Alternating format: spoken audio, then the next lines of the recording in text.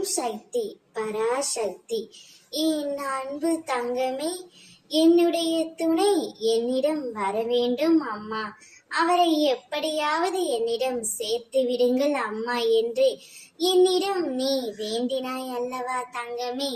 ஆனால் உன் துணையின் வீட்டில் என்ன நடந்து கொண்டிருக்கின்றது உனக்கு தெரியாமல் தவித்து கொண்டு இருக்கின்றாய். அம்மா, நான் சொல்வதை கேள் தங்கமே, என்னை புறக்கணித்து விடாதே. உன் துணை இன்று ஒருவரிடம் உன்னை பற்றி பேசி உள்ளார். அவர் அப்படி என்ன பேசினார் என்று உனக்கு தெரிய வேண்டுமா தங்கமே?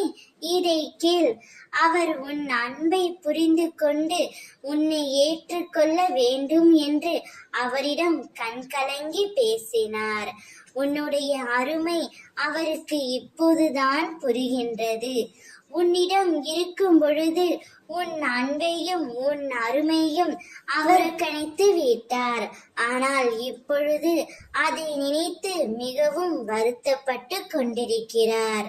அவரிடம் சொல்லி மிகவும் கண்கலங்கிக் கொண்டு இருக்கின்றார். உன்னிடம் வந்து பேச அவருக்கு பயமும் இருக்கின்றது. ஆனால் உன் துணை உன்னையே நினைத்து வருத்தத்தில் இருக்கின்றார் தங்கமே. உன் துணை இவ்வளவு வருத்தப்பட்டிருப்பார் என்று தெரிந்தால் உங்கள் இருவரையும் நான் பிரித்திருக்கவே மாட்டேன். பிரிவு வரும்பொழுதுதான் ஒருவரின் மீது ஒருவருக்கு அன்பு அதிகரித்து கொண்டே வருகிறது. பிரிவு என்பது நிரந்தரம் இல்லை.